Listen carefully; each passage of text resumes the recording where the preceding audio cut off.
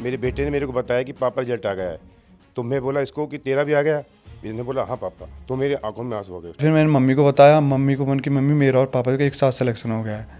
Mummy सच में ऐसे ऐसे बोलने लगी। मम्मी बहुत एक्साइटमेंट हो गई थी।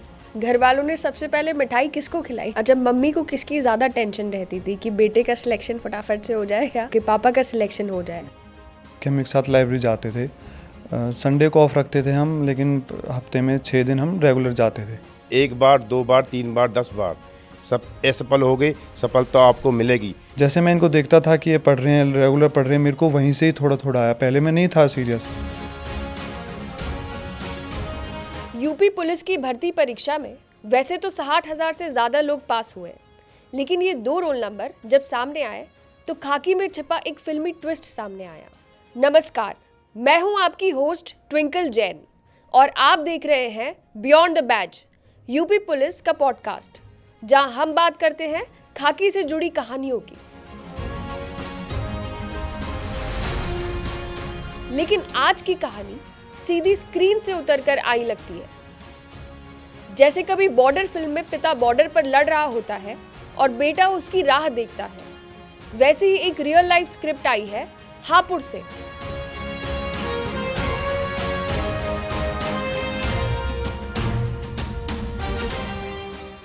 हाल ही की यूपी पुलिस भर्ती, 48 लाख से ज्यादा आवेदन, 60,000 से ज्यादा चयन, लेकिन इन सब के बीच एक नाम नहीं, 2 नाम ऐसे निकले जिनकी कहानी देश भर में वायरल हो गई, क्योंकि ये थे पिता और पुत्र।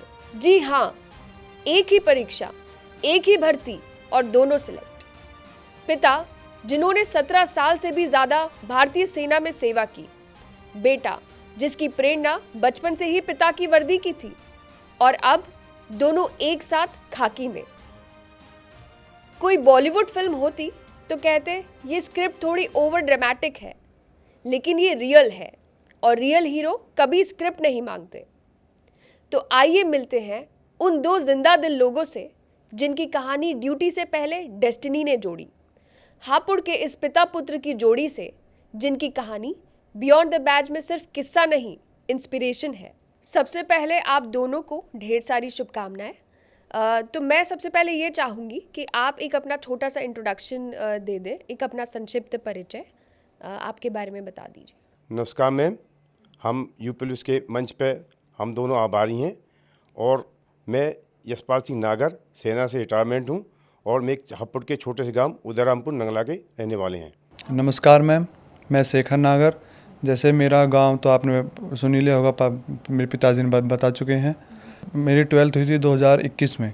उसके बाद ही से मैं प्रिपरेशन करने लगा गवर्नमेंट एग्ज़ाम्स की, बाकी देता रहा एग्ज़ाम्स वगैरह। सबसे पहले ये जानना चाहेंगे कि जैसे ही आप लोगों का रिजल्ट आया तो आपका अपना पहला रिएक्शन क्या था?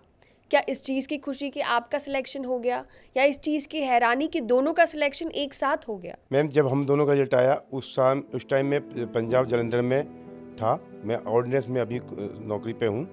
तो मेरे बेटे ने मेरे को बताया कि पापा रिजल्ट आ गया है। तो मैं बोला इसको कि तेरा भी आ गया? इसने बोला हाँ पापा। तो मेरे गाँव आंखों में आंसू हो गए उस टाइम। मैं अपना तो रिजल्ट में मैं तो सोचा कि मैं तो नौकरी कर रहा हूँ, तो बेटे को चयन हो गया, तो इससे अच्छी मेरी खुशी की बात नहीं हुई। घर वालों ने सबसे पहले मिठाई किसको खिलाई? सबसे पहले मिठाई इसकी मम्मी ने इसको खिलाई। रिज़ल्ट आया था होली से एक दिन पहले की बात है। रिज़ल्ट लगभग 12 दोपहर के टाइम आया था। पापा उस टाइम पे अपनी जॉब पे थे जलंधर। रिज़ल्ट आया जैसे ही मुझे सबसे पहले अपना देखा, उसके जस्ट बाद ही मैंने अपने पिताजी का देखा। जैसे ही मैंने आया, मैं ऊपर था कमरे में, नीचे आया भागते भागते, मैंने पापा को कॉल की। पापा का फ़ोन एक्चुअली जमा हो जाता है, डिपॉजिट हो जाता है जॉब के टाइम पे। उसके बाद फिर मैंने मम्मी को बताया। मम्मी को मन की मम्मी मेरा और पापा का एक साथ सिलेक्शन हो गया है। मम्मी सच में ऐसे ऐसे बोलने लगी। मम्मी बहुत एक्साइटमेंट हो गई थी। फिर पापा कॉल लगाए, नहीं लग रही थी पापा ने। फिर शाम को आके पापा ने बैक कॉल की हमको, बताया क्या हुआ सर? पापा रिजल्ट आ गया है। आ गया। तेरे पापा को इतनी अपनी खुशी नहीं थी कि जितनी मेरी थी, क्योंकि ऐसा गांव में एक रोज़गार मिलना बहुत बड़ी चीज़ है। तो पापा तो पहले से थे, लेकिन मेरी ज़्यादा खुशी थी पापा को। अच्छा, आपने अपने बचपन से ही अपने पिताजी को वर्दी में देखा है, तो आपका सपना कैसे पनपा पुलिस की भर्ती की परीक्षा देने का या वर्दी पहनने का? मैम ऐसा था, मैं पापा के साथ कैंट एरिया में बहुत पहले से रहा हूँ। तो एक वर्दी का जुनून औरों को देख के, पापा को देख के, जैसे पापा सुबह शाम ड्यूटी पे जाते थे, तो वहाँ से वो उत्पन्न हुआ वर्दी का जुनून। फिर जैसे ही पापा रिटायरमेंट है, हम वापस गांव में आ गए। फिर मैं प्रिपरेशन करने लगा, मेरी 12th हो गई 2021 में पास आउट हो गया था मैं। उसके बाद मैंने बहुत बहुत सारे एग्ज़ाम दिए जिसमें मैंने नहीं हो पाया। मैंने एनडीए भी दिया, लेकिन उसमें मेरा एग्ज़ाम थोड़ी वो लेवल की प्रिपरेशन नहीं हो पाई। फिर मैं ग्रेजुएट हुआ, अभी मैं फाइनल ईयर में हूँ। एग्ज़ाम हो गया लेकिन रिज़ल्ट नहीं आया है। तो अभी ऐसा है कि अभी हम दोनों ने 2023 में ये एक फॉर्म निकले थे यूपी पुलिस के, जो कि मैंने और मेरे पिताजी ने एक साथ उन फॉर्म फिलअप किए थे। हमारा सेंटर सहारनपुर गया था, हम दोनों एक साथ गए। पापा जॉब से आए थे एग्ज़ाम देने, मैं अपने यहाँ से गया था। मेरा एग्ज़ाम था 25 की सेकंड शिफ्ट को, और सेम डे को पापा का था फर्स्ट शिफ्ट में। मेरे से पहले पापा का हो चुका था। मैंने पापा से पूछा, सेंटर अलग अलग थे, मैंने पापा से कॉल करके पूछा, पापा कैसा गया आपका एग्ज़ाम? तो पापा ने मुझे बताया कि ऐसे ऐसे करना, समझाया मुझे, ज़्यादा डरना नहीं, बहुत होपलेस नहीं होना है, बहुत तसल्ली से करना है, बहुत आसान है, दिक्कत नहीं है, तो तैयारी है, तू कर लेगा। मेरा भी अच्छा गया है, टेंशन नहीं लेनी है। फिर उसके बाद मेरा एग्ज़ाम हुआ, हम दोनों पापा वहीं से ड्यूटी चले गए, मैं अपने घर पे आ गया। अच्छा, ये बताइए कि आप लोग जब पढ़ रहे थे तो आपकी दिनचर्या कैसी रहती थी? क्या आपका फिक्स टाइम टेबल था? आप दोनों पिता पुत्र एक दूसरे के साथ डिस्कस करते थे, पढ़ते थे, या एक दूसरे को कंपटीशन की तरह देखते थे? लगता है कि पापा आगे निकल गए, पापा ने ज़्यादा सिलेबस कवर कर लिया, या बेटा पीछे रह गया है?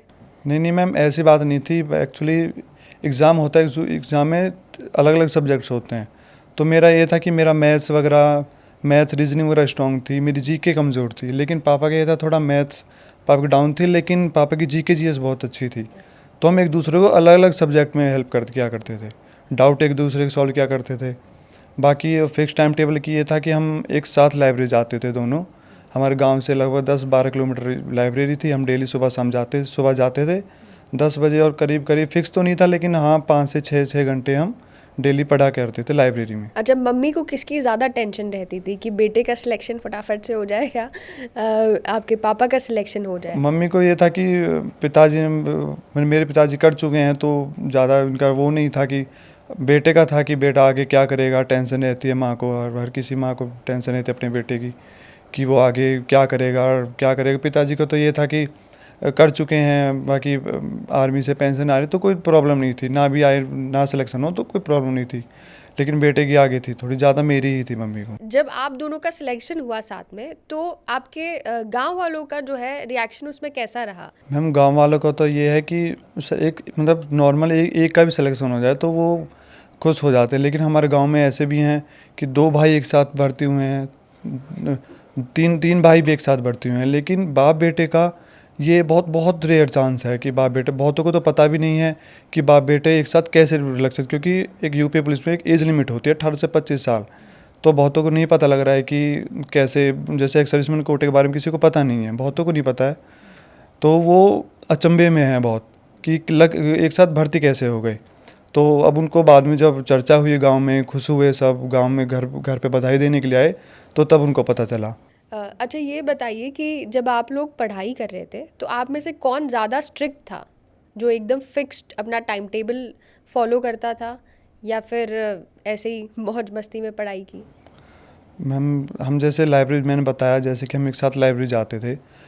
संडे को ऑफ रखते थे हम, लेकिन हफ्ते में 6 दिन हम रेगुलर जाते थे लाइब्रेरी में। मैं जाता था, मेरा क्या था, मैं इंस्टा वगैरह ज़्यादा चलाता था, बहुत मतलब इधर उधर ज़्यादा पढ़ाई में कम था। लेकिन मैंने अपने पिताजी को देखता था, हम अलग अलग बैठते थे लाइब्रेरी। हमने किसी को बता भी नहीं रखा था लाइब्रेरी में कि ये मेरे पिता है, ना मेरे पापा जी ने बता रखा था कि ये मेरा बेटा है, एक साथ आते हैं। हम लाइब्रेरी से पहले ही अलग अलग हो जाते थे, लेकिन जाते एक लाइब्रेरी में थे। जैसे मैं इनको देखता था कि ये पढ़ रहे हैं, रेगुलर पढ़ रहे हैं, मेरे को वहीं से ही थोड़ा थोड़ा आया। पहले मैं नहीं था सीरियस, जैसे इनको देखता था कि ये मेरे पिताजी कर रहे हैं तो मैं भी करूँ। जैसे हम एक साथ फिर लंच भी लेके जाते थे, तो थोड़ा बीच में ब्रेक लेके हम लंच किया करते थे। तो पापा मेरे से पूछते थे कि आज क्या क्या किया तूने। तो मैं क्या बताऊँ, मैं तो कुछ किया नहीं है, मैं बस यूट्यूब पे वीडियोज़ वगैरह देखता हूँ। तो फिर वहाँ से मैंने, पापा थोड़ा बता ना क्या देखा तूने, क्या पढ़ा, मुझे बता। तो फिर उसी के चक्कर में फिर मैं पढ़ता रहा, फिर वहाँ से थोड़ा डिसिप्लिन में आया। तो इसका ये है कि मेरे से ज़्यादा मेरे पिताजी स्ट्रिक्ट थे। मतलब पिताजी को पढ़ते देखते तुम्हारे अंदर थोड़ा सा डर भी और कंपटीशन भी जाग गया होगा कि ठीक है। अच्छा, इसके लाइब्रेरी में लोगों को ना बताना, जैसा कि आपने बताया कि हमने ना नहीं बता रखा था कि हम दोनों बाप बेटे हैं, तो इसके पीछे कोई खास वजह है? हाँ जी मैम, इसका ख़ास वजह यह है कि एज अ न्यू जनरेशन हम एक एज अ मतलब ओल्ड एज की सोच के हिसाब से हम ऐसे सोचते हैं कि हम ज़्यादा अच्छे हैं। हम इनको नहीं पता है कि हमारी सोच कैसी है। थोड़ा ओल्ड एज से हटते हैं सारे बच्चे, न्यू जनरेशन जो है। तो उस टाइम पे मेरी भी ऐसी सोच थी एज अ एज के हिसाब से। तो मैं नहीं बताता था कि थोड़ा हिचकिचाहट होती थी मेरे को बताने में कि मेरे पिताजी भी तैयारी कर रहे हैं, एक मेरे साथ हैं, तो मैं नहीं बताता था। लेकिन बाद में जब आगे चल के एक दो लोगों को पता चल गया फिर, लेकिन हम एज अ कंपटीशन में थे तो फिर थोड़ा गर्व भी महसूस होता था। गांव में जाते थे कि एग्जाम्पल देते छोटे छोटे बच्चों को, देखो वो बाप बेटे जा रहे हैं, तुम भी कर लो, थोड़ा गर्व होता था। तो तब फिर मेरी सोच तब से बदलने लगी। फिर हम पूरा कंपटीशन में घुस गए। फिर तो एक दोनों तैयारी करते थे। फिर एग्ज़ाम क्लियर हुआ मैम। एग्ज़ाम क्लियर होने के बाद हम फिज़िकल की तैयारी भी एक साथ करने जाते थे। सुबह सुबह स्टेडियम में जाते थे, पास में था स्टेडियम। तो पापा पहले से डिफेंस में थे, तो पापा को फिज़िकली तो पापा पहले से फिट थे। फिर पापा मेरे को कराते थे कि 4 चक्कर लगाने या 3 चक्कर लगाने हैं। तो ऐसा देखा जाए तो पापा ने मेरी बहुत बहुत ज़्यादा हेल्प की है सिलेक्शन दिवाने में।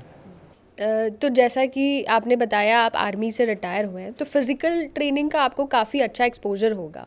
तो जब कांस्टेबल भर्ती के लिए आपका फ़िज़िकल एग्ज़ाम हुआ था, तो आप उसमें कॉन्फिडेंट थे या फिर अपने बेटे के लिए डर महसूस कर रहे थे कि ये पास होगा या नहीं होगा? जी मैम, मैं तो दिल में सोचा था कि मैं तो फिट ही हूँ। मैं तो 5 किलोमीटर क्या, मेरे 10 किलोमीटर दौड़ डालो या 20 किलोमीटर दौड़ डालो। मगर मेरे को ये पता था कि जब ये बचपने में तकरीबन इसको आर्मी में 5-6 साल रखा, तो मैंने वहाँ पे इसको फिट कर दिया था। तो मेरे को पता था कि ये पक्का 5 किलोमीटर मारेगा। तो इसने 17 मिनट 16 सेकंड में दौड़ मारी थी, मैं 5 किलोमीटर दौड़। एक घर से 2 सिलेक्शन, तो कहीं ना कहीं आप लोगों के अलावा आपकी फैमिली का भी इसमें बहुत बड़ा कंट्रीब्यूशन रहा होगा। खासकर आपकी माता जी, आपकी पत्नी का इसमें बहुत बड़ा कंट्रीब्यूशन रहा होगा। तो उनकी दिनचर्या कैसी थी? वो कैसे आपको सपोर्ट करती थी? जी मैम, मेरी पत्नी जो हाउस वाइफ है, तो वो सुबह हम जब जाते थे लाइब्रेरी, तो वो खाना बना के देती थी, पैक करके। तो उनका मैं बहुत बहुत धन्यवाद बोलना चाहता हूँ कि उन्होंने हमको टाइम से पहले खाना दिया और अपना बहुत बहुत योगदान दिया। हम दोनों ही लाइब्रेरी चले जाते थे पढ़ने के लिए। तो घर पे सारा ही मेरे माता जी करती थी मैनेज। और मतलब खाना तो खैर ठीक है बना रही है, लेकिन और भी काम थे बहुत कि कोई आ रहा है, कोई किसी काम, कोई जैसे हम भैंस वगैरह भी रखते हैं, खेत वगैरह भी हमारा थोड़ा 1-2 खेत भी रखते हैं हम। तो वो भी सब करना, मैंने सब कुछ, हम तो चले जाते थे पढ़ने। तो उनका बहुत बहुत ज़्यादा योगदान है। खाना तो खैर ठीक है, खाना तो दे रही हैं टाइम पे, लेकिन घर का काम वगैरह, एक काम फिजिकल तो है लेकिन मेंटली भी है कि दोनों जा रहे हैं, होगा कि नहीं होगा। तो बहुत ज़्यादा योगदान है। सपोर्ट करती थी बहुत ज़्यादा कि ठीक है शेखर तू जा, तू अपने पिता। मेरी सोच ऐसी थी कि मैं स्टार्टिंग में तो मैं चाहता नहीं था कि मैं अपने पिता के साथ लाइब्रेरी जाऊँ। उस टाइम पे मैं मम्मी से बहुत बहुत बहुत लड़ता था कि मम्मी मैं नहीं जाऊँगा, मैं नहीं जाऊँगा। फिर मेरे को मम्मी ने ही मनाया कि नहीं, जब जा रहे हैं तो जा, तू बोल रहे हैं तुझे जाना ही पड़े, जा तू जा, तेरा मन लगेगा, देखना तू एक बार जाके तो देख। फिर मैं मम्मी के कहने पे पापा के साथ जाने लगा। फिर धीरे धीरे टाइम हुआ, मन लगने लगा। फिर नॉर्मल हो गया मेरा सब कुछ। तो अब जब आपके पिताजी का सिलेक्शन हो गया है, तो आपको क्या मतलब अगर आप सोचते होंगे कि पहले मैं कैसे मना करता था कि मैं साथ में लाइब्रेरी नहीं जाऊंगा, तो इस चीज़ पे आपको कुछ गिल्ट या कुछ फील करते हैं? हाँ मैम, गिल्ट तो नहीं, लेकिन ये है कि मैं खुद को खुश नसीब मानता हूँ कि मेरी सोच बदली है उस हिसाब से। नहीं तो आजकल के ऐसे मैम न्यू जनरेशन ये सोच है कि वो अपनी मतलब ओल्ड एज को ऐसे नहीं मानते हैं कि इनकी सोच बहुत पुरानी है।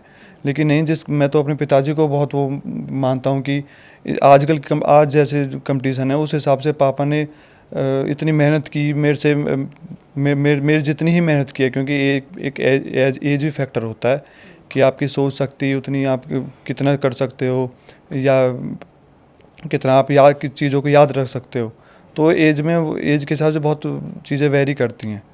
तो मेरे पिताजी, मैं मानता हूँ एक जीएस ऐसा सब्जेक्ट है कि उसमें आपको फैक्ट्स याद रखने पड़ते हैं, लेकिन मेरी नई एज होते हुए मेरे को फैक्ट्स नहीं याद होते थे, लेकिन मेरे पिताजी एक बार जो पढ़ लिया वो उनको याद हो जाता था। मेरा क्या है, मैं मैथ्स वगैरह में, रीजनिंग में, इंग्लिश वगैरह में इनमें स्ट्रॉन्ग था। तो हम एक दूसरे को अलग अलग सब्जेक्ट में, घर पे हम जैसे लाइब्रेरी से निकलते थे तो हम बाइक पे भी बातचीत करते थे, डाउट्स एक दूसरे से सॉल्व किया करते थे, आते टाइम भी और जाते टाइम भी। जैसे एक साथ लंच किया करते थे तो खाना खाते टाइम भी हम एक दूसरे पूछते थे कि ये कैसे होगा। जैसे पापा ने कोई क्लास कंप्लीट की, लेक्चर कंप्लीट किया, उसके बाद ही पापा जैसे कुछ डाउट आया पापा को मैथ्स में, तो वह पापा याद अपने दिमाग में रखते थे कि वो कैसे, इसका ये कैसे होगा। तो जैसे मैं इसको लाइब्रेरी से निकला मैं, तो मैं क्वेश्चन करता था कि ये बताओ संयुक्त राष्ट्र संघ क्या है, उसकी स्थापना कब हुई। तो इसको ये सोचा कि भी उस टॉपिक पे ये अगले दिन मेरे को बोलता था कि हाँ पापा, संयुक्त राष्ट्र संघ ये है 1945 में उसकी स्थापना हुई है 24 अक्टूबर को। तो इसको ऐसे याद होता था फिर क्वेश्चन। मतलब कहीं ना कहीं एक दूसरे को जो है आपने इस तरीके से सपोर्ट किया है। जी मैम, जी मैम। क्या आप लोग अपने नोट्स शेयर करना या किताबें शेयर करना, इस तरीके की भी चीज़ें आप करते थे? कैसे पढ़ते थे आप, अलग अलग किताबों से या एक किताबों से? नहीं, मैं अलग अलग किताबों से पढ़ते थे, मगर नोट एक दूसरे को शेयर करते थे। तो ये भी कंपटीशन होता था कि कौन अच्छे नोट्स बना रहा है या कौन ज़्यादा पढ़ के ज़्यादा नोट्स बना रहा है? जी जी जी मैम जी, ऐसे होता मैम था। जैसे मैं न्यू कंपटीशन में आया था, पापा ने जब से आर्मी में सेलेक्ट हुए तो उस टाइम पे कंपटीशन था, तो उस टाइम पापा ने तैयारी की थी, तो पापा को पता था कि कैसे नोट्स वगैरह बनाते हैं, कैसे क्या। मेरा यह था, मैं न्यू कंपटीशन में घुसा था तो मैं जैसे एक एक डिटेल लिखता था सारी। ये नहीं कि जो याद करने की चीज़ें वो तो याद कर लो, बाकी जो मोटी मोटी चीज़ है, मेन टॉपिक है वो लिखो। लेकिन मेरा क्या था कि मैं एक टॉपिक पे 5 से 10 से 15 पेज लिख देता था। पापा डांटते थे ये मत कर, ऐसे मत कर, ये फिर तू ऐसे टॉपिक को बहुत बहुत बहुत बढ़ा देगा, तो ऐसे नहीं पढ़ पाएगा। तो पापा ने मुझे समझाया कि ऐसे कर, छोटे छोटे नोट्स बना, आगे सामने अपने आँखों के सामने चलता फिरता देखता रहे नोट्सों को, तो ऐसे याद होगा। तो ऐसा पापा ने मुझे बहुत बहुत सपोर्ट किया। अच्छा, जैसे आपके बेटे ने तो आप में इंस्पिरेशन देख के वर्दी को चुना, लेकिन आर्मी से रिटायर होने के बाद आपको किस चीज़ ने इंस्पायर किया कि आपको लगा नहीं मैं फिर से सरकारी एग्ज़ाम्स दूं या फिर मैं देश की सेवा करूं? जी मैम, मैं जब रिटायरमेंट हुआ तो सोचा कि देश सेवा तो बहुत अच्छी बात है, देश सेवा मैं 18 साल करी। उसके बाद मेरे मन में आया कि अब मैं कुछ अलग से टाइप वो करूँ। वो परिवार में लोग बोलते थे कि बोला या बेल्ट की नौकरी मत कर तू दोबारा, अपना कोई बिजनेस कर ले, मगर मेरे मन में ये था कि मैं अपने देश की सेवा करूं और आम नागरिक की सहायता करूं। तो इसलिए मैंने यूपी पुलिस में एग्ज़ाम दिया और आपको पता है कि इस बार मैं सिलेक्ट हो चुका हूँ। जैसा कि आप दोनों का सिलेक्शन हुआ इस बार, तो आप क्या टिप्स देना चाहेंगे उन लोगों को जो आगे आने वाले सालों में इस भर्ती एग्ज़ाम की तैयारी करना चाहते हैं? मैं टिप्स तो युवाओं को मैं ये देना चाहता हूँ कि जैसे मेरी उम्र है और मैं अपने आप को हमेशा जवान मानता हूँ, क्योंकि सेना में या पुलिस में जवान बोलते हैं, तो मैं अपने आप को जवान मानता हूँ इस उम्र में भी। और मैं युवा को ये बोलना चाहता हूँ कि एक बार, 2 बार, 3 बार, 10 बार सब असफल हो गए, सफलता आपको मिलेगी। क्योंकि मैंने दिल्ली पुलिस में 1 नंबर से रहा हूँ, सीजीएल में मैं टाइपिंग में फेल था, यूपीएसआई में 2 नंबर से रहा हूँ और काफ़ी एग्जाम में मैं 1-2 नंबर से फेल आया हूँ। मगर मेरे दिमाग में ये घूमती थी बात कि मैं सफल हूँगा। तो मैं युवाओं से ये बोलना चाहता हूँ कि ये ना सोचे कि सफलता नहीं मिलेगी। कम अपने दिल में मत सोचो कि सफलता नहीं मिलेगी, ये सोचो कि सफलता मिल के ही रहेगी और आप अपने माता पिता का नाम रोशन करोगे। आप कुछ कहना चाहिए? मैम जैसे अभी भी मेरे गांव में मेरे साथ के हैं 2-3 मेरे दोस्त हैं जो कि कोई फाइनल मेरिट में निकला है। मेरे एक साथ का है वो फिज़िकल में डिस्क्वालीफाई हो चुका है। मैं उनसे उनके साथ के भी उनके जैसे भी हैं बहुत, मतलब मेरे गांव के नहीं और दूर से ज़िले के भी हैं जो ऐसे 1-1 नंबर से या फिर फिज़िकल में डिस्क्वालीफाई हुए हैं। मैं उनसे यही कहना चाहूँगा कि अभी वापस से उत्तर प्रदेश की बहुत सारी वैकेंसी आ रही हैं, कांस्टेबल की आ रही है, यूपीएसआई की आ रही है, होम गार्ड की आ रही है। आप अभी पीछे मत हटिए, बस आप पहले से कंपटीशन में हो। अगर आप यहीं हार मान जाओगे तो आप सारी बात मेंटल की होती है आपकी, आप जिस तरह सोचोगे आप ऐसा ही बन जाओगे। तो मैं उनसे यही कहना चाहूँगा कि आगे बहुत वैकेंसी आ रही है, आप तैयारी करते रहिए। अब जैसे यूपीएसआई की वैकेंसी आ रही है, मेरी अभी ग्रेजुएशन हो चुकी है, अभी नहीं हुई है लेकिन रिज़ल्ट आना बाकी है। तो अभी जैसे मेरे पिताजी भी उस एग्ज़ाम को देंगे और मैं भी दूंगा। हम दोनों की सोच ये है मैम, अब इस बार हमने यूपी पुलिस निकाला है और इस बार अगली बार मौका मिले हम यूपीएसआई दोनों को पास करें। सब इंस्पेक्टर का सब एग्जाम देना इंस्पेक्टर चाहते हैं एग्जाम आप दें। दोनों। यूपी पुलिस की जो भर्ती प्रक्रिया जो अभी आप पूरा जैसे निकले हैं, तो उसके बारे में कुछ कहना चाहेंगे आप?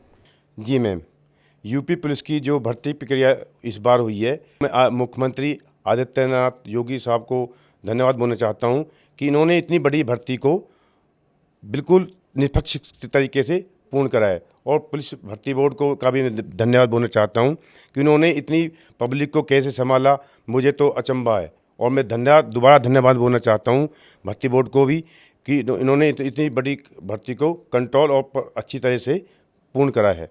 अच्छा, ट्रेनिंग के लिए आप लोगों की क्या एक्सपेक्टेशंस है? कैसा लग रहा है अब आप लोग ट्रेनिंग के लिए जाने वाले हैं और इस बार दोनों अलग अलग जाने वाले हैं? जैसा कि आपने बताया आप बरेली, आप शाहजहाँपुर, अब वो लाइब्रेरी वाली बात नहीं है जहाँ पे दोनों एक साथ पढ़ने जा रहे हैं, तो कैसा लग रहा है आपको? मैम वही जैसे मैंने आपको बताया कि मेरी पहले सोच अलग थी, बाद में चेंज हुई मेरी। तो मेरी मतलब फाइनल रिजल्ट आने के बाद भी मेरी सोच ये थी कि थोड़ी एक कोने में थी कि ट्रेनिंग एक साथ ना हो जाए। लेकिन मैं फिर मेरे मम्मी को बताया, मम्मी ट्रेनिंग के साथ होगी तो क्या होगा, मैं एज अ फ्रीडम नहीं मिल पाएगी। मेरी सोच थी उस टाइम पे कि मैं बंधा हुआ रहूँगा, कि मैं मौज मस्ती नहीं कर पाऊँगा पापा के सामने, कुछ मेरे से गलती हो जाएगी तो उस्ताद मेरे को मुझे धमकाएंगे तो पापा के सामने मुझे बहुत वैसा लगेगा। तो ये डर था मुझे। फिर बाद में जेटी के लिए सेंटर से अलॉट हुए तो पता चला कि मेरी अलग है, मेरी बरेली है, मेरे पिताजी की शाहजहाँपुर है। तो तब मुझे थोड़ा ऐसा लगा कि चलो अलग हुई वो ट्रेनिंग अलग हुई। लेकिन मुझे अब ऐसा फील हो रहा है कि नहीं, एक साथ होनी चाहिए थी। और ये जो मेरे पिता पुत्र का जो बॉन्ड बनाया जा तैयारी करते टाइम पे, फिजिकल की प्रैक्टिस करते टाइम पे, ये और लंबा चले। मैं नहीं चाहता कि यहीं ख़त्म हो जाए, ट्रेनिंग अलग अलग हो रही है। मैं चाहता था कि हमारी एक साथ, अब मेरी सोच ऐसी है कि एक साथ ट्रेनिंग हो, ये जो बॉन्ड है ये और लंबा चले। अब आपने ये एग्ज़ाम क्लियर कर दिया है और आई थिंक ट्रेनिंग भी आपके लिए एक ईजी टास्क ही होगी आगे, तो उसके बाद फील्ड में जाके आपके क्या एक्सपेक्टेशंस है, क्या आपका फ्यूचर प्लान है? मैम जैसा कि अभी पता है कि यूपी सरकार अभी और भर्तियां निकालने वाली हैं, तो अभी कांस्टेबल की निकलेंगी और यूपीएसआई की निकलेंगी, तो इसका ग्रेजुएशन हो जाएगा। मैं इसको ये बोल कर रखा हूँ कि जैसा हमने इस बार यूपी पुलिस में सफलता प्राप्त करी है, तो यूपीएसआई में भी सब इंस्पेक्टर में ही हम दोनों एक साथ चयन हों। जैसे आप दोनों बहुत सारे लोगों के लिए एक इंस्पिरेशन हो, आपके गांव के लोग और आगे जो भी बच्चे भर्ती एग्ज़ाम की प्रिपरेशन कर रहे हैं, लेकिन इसके अलावा क्या जो एक्स सर्विसमैन हैं उनके लिए आप कोई मैसेज देना चाहते हैं? जी मैम, मैं एक्स सर्विसमैन को ये संदेश देना चाहता हूँ, ये बोलना चाहता हूँ कि आप आर्मी से आए हो तो सबसे पहले अपने आप को फिट रखें। फिट रखने का मतलब है कि फिट रखें, दिमाग को फिट रखें, गलत संगति में ना पड़ें और अपनी शरीर को फिट रखें। और जैसे भर्ती आती रहें उनको देखें, ऑनलाइन देखें, ऑनलाइन फॉर्म भरें, ऑनलाइन पढ़ो, कि कहीं जाने की जरूरत नहीं है, लाइब्रेरी जाओ और 4-5 घंटा पढ़ने की ज़रूरत है सिर्फ एक्समैन को क्योंकि कोटा होता है मैम, हमारा एक्समैन का 5% कोटा मिलता है। तो इस बार हमारे 60,000 में 3,000 एक्समैन भर्ती हुए हैं, जिसमें मैं भी हूँ।